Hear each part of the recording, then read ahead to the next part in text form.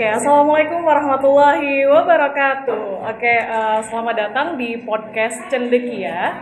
Jadi podcast Cendekia ini adalah nanti isinya kita berbincang-bincang dengan tokoh inspiratif dari Kenegrian Kari. Dan untuk episode yang pertama ini kita sudah bersama dengan salah seorang tokoh inspiratif bagi kaum muda, anak-anak muda di Kenegrian Kari. Beliau adalah Pak M. Fauzi. Halo, assalamualaikum Pak. Waalaikumsalam. Atau mungkin kawan-kawan di Kenegrian Kari mungkin lebih mengenal beliau dengan nama panggilan Bang CM. Bang M. Bang M, ya Bang M. Oke. Jadi Bang M ini kalau misalnya teman-teman atau kawan-kawan yang belum tahu, beliau ini profesinya adalah sebagai hakim di Pengadilan Negeri Pekanbaru. Betul ya Pak, tapi yang menarik dari beliau ini yang akan kita kulik hari ini adalah jadi Bang M ini beliau walaupun sedang tinggal di Pekanbaru tapi tidak pernah sedetik pun melupakan kontribusinya kepada Kenegrian Kari. Nah, itu yang mau kita bahas. Bahkan beliau ini sedang menulis sebuah buku sejarah Kenegrian Kari. Tapi untuk buku nanti akan kita bahas di episode berikutnya, di episode yang berbeda karena itu pasti akan sangat panjang sekali dan kita nanti juga akan langsung launching buku karya beliau ini. Nah, Bang M, mungkin untuk pertama yang ingin mungkin kami pelajari dari Bang M adalah dulu ketika waktu masih muda. Seperti apa sih Bang M ketika masih muda, ketika masih tinggal di Kenegrian Kari gitu. Ini kan juga inspirasi bagi kawan-kawan muda lainnya. Baik, terima kasih. Sebelumnya Abang mengucapkan apresiasi kepada adik-adik generasi muda yang telah membuat inisiatif podcast nih ya. Iya, podcast yang kira-kira bisa memberikan pesan kepada halayak ramai, khususnya tentu anak negeri Kari ya. Iya. Yang nanti bisa berkelanjutan kepada bapak-bapak atau saudara-saudara kita yang lain. Betul, Bang. Ini kan? Nah, tadi ada pertanyaan bagaimana dulu waktu kecil, Bang ya? Iya. Sama seperti adik-adik sekarang sebenarnya, sebagai anak muda yang saat itu masih duduk di bangku sekolah, ya tentu ada pengalaman-pengalaman ya pribadi, karena itu masa lalu, itu kan diperkirakan tahun 60-an ya? Oh, tahun 60-an ya? 60-an, tahun 70-an, Iya. dimana saat itu kehidupan kita di kampung ini masih sangat tradisional. Iya, betul. Jadi belum ada perlombaan seperti sekarang inilah. Iya. Kehidupan itu betul-betul alami. Hubungan antar kita dengan masyarakat itu sama, kita tuh sederajat. Iya, betul. Jadi kalau ada event-event misalnya hari Lebaran, hari Raya gitu ya, kita sama-sama ke Koto. Iya.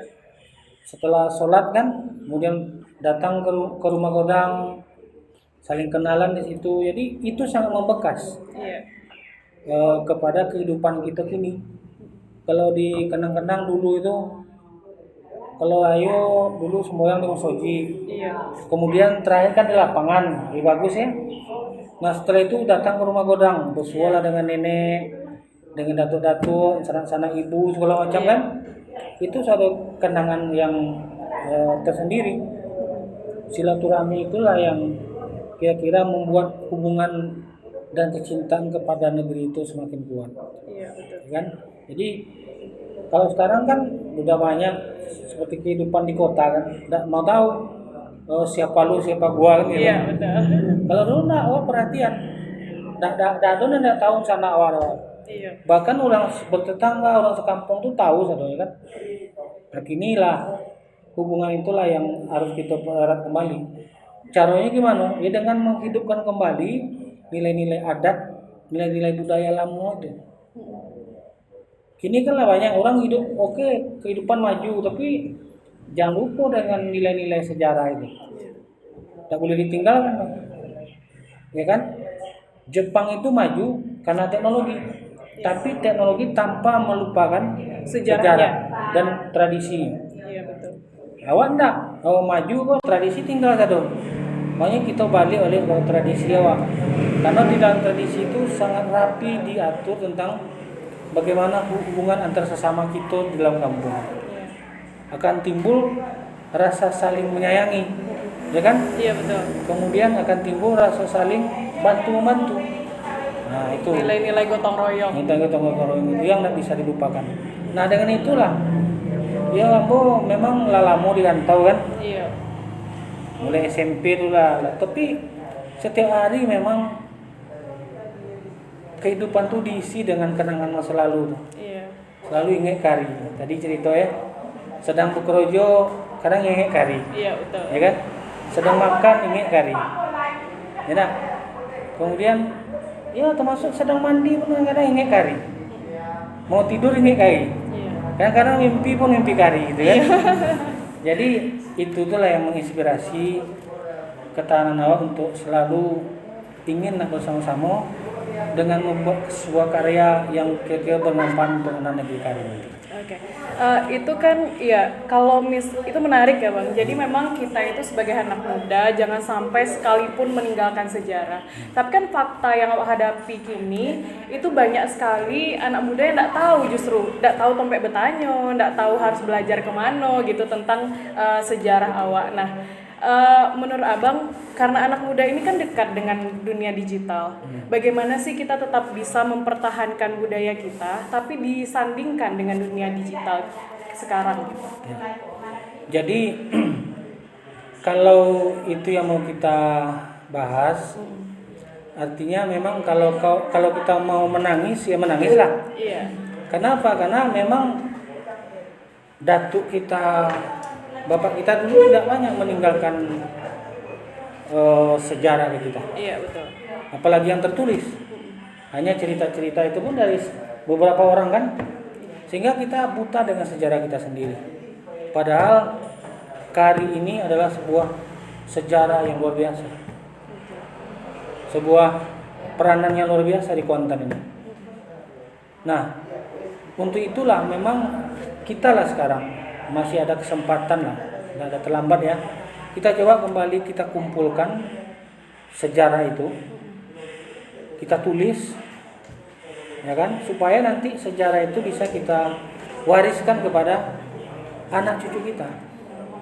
Udahlah kita tangisi yang dulu-dulu datu-datu kita. Nah sekarang kita nyatakan, kita buat buku sejarah, ya, kita buat peninggalan lah sehingga mereka bisa membaca sejarah. Nah kemudian dalam kaitannya dengan dunia digital ini akan luar biasa. Kita bisa bicara, direkam, kemudian kita share kan, semua orang bisa baca.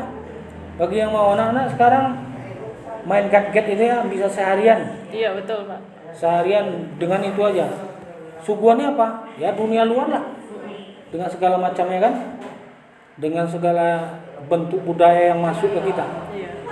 Nah ini peluang kita untuk juga ikut serta mengisi itu. Jadi isi ruang-ruang kosong yang ada dalam digital itu dengan kepentingan kita. Iya. Bagaimana kita memunculkan kari?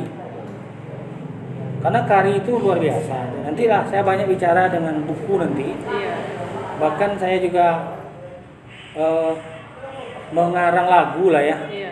Sebenarnya bukan untuk popularitas, tapi salah satu buat saya itu ini sarana saya untuk berkomunikasi dengan generasi mendatang. Iya. Ini guna lagu ini. Jadi bercerita tentang sejarah tapi lewat media yang lebih dekat dengan telinga-telinga generasi muda gitu ya Iya, Pak ya. iya. Oke, itu kan kalau misalnya kita berbicara tentang bagaimana kita mengabadikan sebuah sejarah. Nah, untuk mimpi Abang sendiri nih, melihat kenegerian kari ini kira-kira 5, 10 tahun atau 20 tahun yang akan datang itu seperti apa sih? Karena sebenarnya kalau kita berbicara tentang mimpi, kita harus bicara tentang sumber daya manusia yang sebenarnya kita tuh kenegerian kari itu tidak kekurangan sumber daya manusia sebenarnya kan Bang, cuman kita itu perlu untuk berkolaborasi yang sekarang masih ada yang tercecer di sini, tercicir di siko, jadi tidak bersatu anak mudanya itu doang gitu. Ya. Jadi menurut Abang melihat potensi yang kita miliki kira-kira 10-20 tahun yang akan datang tuh kenegerian kari itu akan seperti Pak Yunus Hasan misalnya. Iya. Beliau itu tokoh pembaru yang luar biasa sebenarnya. Iya. Ya, dan banyak lagi yang tidak bisa kita sebut satu persatu ya. Nah, tapi ada kelemahan kita selama ini. Apa itu, Pak? Kelemahan kita, tokoh-tokoh kita ini tidak pernah kita lihat duduk satu meja. Iya. Jadi mereka hebat di situ, hebat di situ, hebat di sini.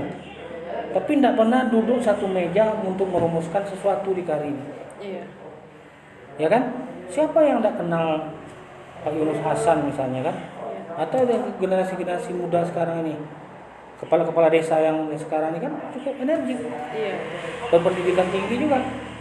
Nah, tapi duduklah satu meja. Itu kuncinya. Iya. Jadi negeri ini tidak akan bisa kita selesaikan sendiri. Betul, Pak. Ya, sehebat apapun orang. Karena Superman itu adanya ada dalam dongeng. Iya, betul. Yang ada itu super team. Iya. Karena kita tidak ada yang lengkap. Jadi bagaimana kita mencoba membuka keterbukaan masing-masing pemimpinan kita itu mau duduk bersama dan berbicara KARI bersama. Jadi tidak 5-10 tahun ke depan, tahun 2024 kita harus wujudkan KARI ini harus leader di koalisi. Ya, itu momen kita untuk bicara soal politik. Kita di KARI ini 7.000 pemilih kan. Iya. 2 DPR itu udah dalam tangan kita. Tapi kenapa nggak bisa? Karena tidak ada grand design untuk itu. Tidak ada yang mengarahkan untuk itu. Maka ke depan kita harus duduk bersama, buka pintu hati kita ini. Kita hebat semua, kita bodoh semua, duduk bersama, kita pikirkan KARI. Ya. Nah, jadi menurut saya tidak harus nunggu lama. Iya. Kalau kita laksanakan besok kita bisa berubah. Yang penting gerak dulu, yang kemajuan itu akan muncul kalau kita punya visi bersama gitu. Visi bersama. Oke, tadi yang menarik lagi ketika sebelum kita rekam podcast itu yang menarik, Bapak juga berkesenian, kemudian juga punya rencana untuk membuat studio atau membuat sanggar. Nah, itu bisa diceritakan sedikit nggak, Pak? Kira-kira grand design sanggarnya itu nanti untuk apa, akan berjalannya seperti apa gitu? Jadi gini, saat ini orang sibuk dengan kondisi aktual yang bilang 4.0. Iya. Ya, Revolusi era industri. 4.0 Iya. atau 4.0 gitu ya. Orang bilang itu kita kan bingung. Iya. Entah apa ini barang ini. Iya. Orang di sana di luar sana udah ribut. Iya. Kita belum berperan kan. Iya. Makanya dengan itu sudah lama terpikir dalam pikiran ini bagaimana kita memanfaatkan era digital ini ke generasi muda kita. Ya kan? Karena sebenarnya setiap pemuda itu, setiap anak itu punya talenta. Ya. Setiap anak itu punya kemampuan, cuma tidak pernah kita kelola. Mungkin ada di bidang musik. Mungkin ada di bidang seni peran. Ya, bahkan kalau kita mau apa, dia hobi wirausaha, wira swasta. Dia hobi misalnya bertani. Dia hobi perikanan macam-macam lah, tapi tidak pernah ada diarahkan. Iya, betul. Jadi masuk Bapak ya, ke Abang, kalau bisa ada sebuah pusat kegiatan kita. Ya, kalau yang terbayang di pikiran Bapak itu, Abang itu ya sebentuk sanggar. Iya. Yang menampung berbagai ide di sini, dikelola secara baik, jadi bisa di musik. Ya, makanya kita bentuklah apa? Kita buat studio musik, gitu. Sehingga yang hobi berkesenian kita salurkan. Ada juga nanti sanggar tentang drama-drama pendek, Iya. tentang cerita-cerita. Bisa lawak juga bisa, Iya. dubbing juga bisa. Iya. Itu bisa nilai jual itu. Kalau kita bisa upload ke YouTube, duit semua itu. Iya. Kita Jadi ini kan penghasilan juga untuk masyarakat sekitar gitu. Iya, kita main gadget, main apa, anak-anak kita itu ngabisin duit semua. Iya. Kalau bisa, kita cari duit dengan YouTube. Lebih produktif Lebih gitu. produktif. juga. Orang bisa puluhan juta, kita nggak bisa. Iya. Padahal kita punya talenta kan. Iya, betul. Jadi maksudnya ada sebuah obsesi kita dirikan sebuah sanggar di Kenegrian Kari ini. Ini bukan milik Pintu Gobang, bukan milik Pulau Banjar atau Pulau Godang atau Alai ya. Ini milik Kari. Iya. Jadi kita tampung nanti kreativitas anak-anak muda Kari ini di sanggar ini. Nah ini obsesi. Ya, ini kan jelas membutuhkan energi yang besar sebenarnya gitu ya, Ya. Pak. Dan kita pun sedang mencoba itu dengan Yayasan Kari Cendekia, karena kita juga sedang membentuk sebuah yayasan yang nantinya juga harapannya sebagai wadah gitu Pak, untuk teman-teman yang ingin melanjutkan kemana kemudian akan kita arahkan. Nah terakhir nih Pak, pertanyaan terakhir sebelum kita menutup perbincangan kita di siang hari ini. Mungkin kalau teman-teman yang lain nontonnya malam, tapi kita obrolan yang sedang siang hari. Nah ini kan Bapak kalau kita ngelihat Facebook atau kita stalking Facebook Bapak, waktu itu Bapak kan pernah menjadi karyawan di sebuah perusahaan, Ya. kemudian karirnya dilanjutkan menjadi hakim. Nah kira-kira setelah ini apa yang akan Bapak lakukan? Baik. Jadi memang itulah yang saya bilang tadi, kita ini punya potensi sebenarnya. Semua kita ini punya potensi. Iya betul. Cuman kadang-kadang potensi itu tidak pernah dikelola. Iya. Kita untuk memaksimalkan potensi dengan pendidikan kan, Iya. ada background kita kuliah, ada pelatihan. Tapi dia guru harus jadi guru. Iya. Enggak juga. Dia sarjana ekonomi harus jadi pengusaha, enggak juga. Dia orang teknik harus begini, enggak juga. Tapi kita bisa lintas batas. Kalau abang sekolah dulu kan ekonomi. Oh iya. Pertama Ekonomi ya? Ya ekonomi. Dulu masuknya di perusahaan kan. Iya. Dulu perusahaan sawit, kemudian masuk ke Indakiat, Iya. ya. Nah kemudian akhir-akhir ini kalian kan dengar jadi hakim gitu ya. Iya. Nah bukan jurusan kita nih. Iya. Tapi kok bisa gitu? Iya. Kalau kita pikir bisa, pasti bisa. Iya. Tapi kalau belum kita katakan, enggak mungkin lah, kita bisa semua kok. Asal kita coba dan kita itu sungguh-sungguh. Di mananya kita bisa berkarya. Iya. Ini menarik ya, bisa menjadi inspirasi juga mungkin Iya. buat teman-teman yang muda. Jangan sampai patah semangat untuk mengejar sesuatu kayak gitu. Jadi pesan terakhir itu kepada anak-anak muda Kenegrian Kari ini, Nah, jangan berdiam diri, iya. olah kreativitas, lihat peluang-peluang yang ada. Iya. Ya, jangan mau jadi pegawai negeri, Iya. mau jadi pejabat itu kan. Iya. Cita-cita orang tua ya. Kalau orang di luar, terutama kita orang tidak ada bicara pegawai negeri segala Iya, macam. betul. Jadi gimana dia bisa aktualisasikan dirinya? Iya. Bisnis apa aja, usaha apa aja, Iya. ya kan? Ini batang kontan panjang, ikan banyak tidak kelola, Iya. tanah banyak kita dibiarkan telantar. Iya, betul. Jadi banyak soalnya memang, tapi memang perlu pembinaan, Iya. ya perlu pembinaan. Makanya abang sangat respect dengan apa yang kalian dirikan ini, Iya.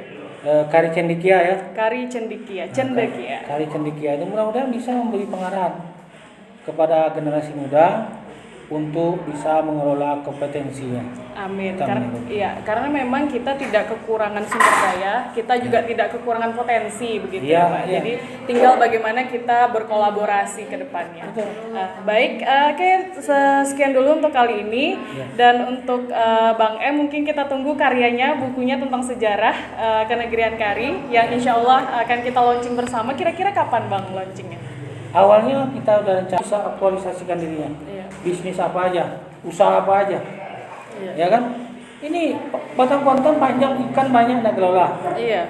Tanah banyak kita dibiarkan telantar. Iya, betul. Jadi banyak soalnya memang, tapi memang perlu pembinaan. Iya. Ya, perlu pembinaan. Makanya abang sangat respect dengan apa yang kalian dirikan ini, Iya. Kari Cendekia ya. Kari Cendekia, Cendekia. Kari Cendekia itu mudah-mudahan bisa memberi pengarahan kepada generasi muda untuk bisa mengelola kompetensinya. Amin. Kita mengelola. Karena memang kita tidak kekurangan sumber daya, kita juga tidak kekurangan potensi begitu Iya, ya, Pak. iya. Jadi tinggal bagaimana kita berkolaborasi ke depannya. Betul. Baik, oke, sekian dulu untuk kali ini.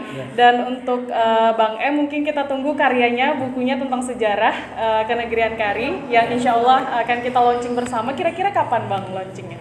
Awalnya kita udah rencanakan di Idul Fitri kemarin Idul Fitri. untuk launching buku. Iya. Nah, tapi karena COVID ada virus-virus ini kan, Iya. nggak boleh ngumpul atau apa. Barangkali kita harus lebih bersabar. Iya. Ya kita perkirakan coba kita lihat lebaran Idul Adha. Idul Adha. Oke. Ya kita buat apa? Kita launching bukunya sekaligus dengan kita launching lagu. Lagu Musik. apa itu? Nyanyi-nyanyi kenegrian Kari itu. Iya. Oke. Jadi kalau bisa ya kita bersamalah. Iya. Ya. Oke, terima kasih Bang M. Kami tunggu karyanya yang insya Allah akan segera launching buku dan juga lagunya. Dan terima kasih juga buat teman-teman yang sudah mendengarkan podcast kita.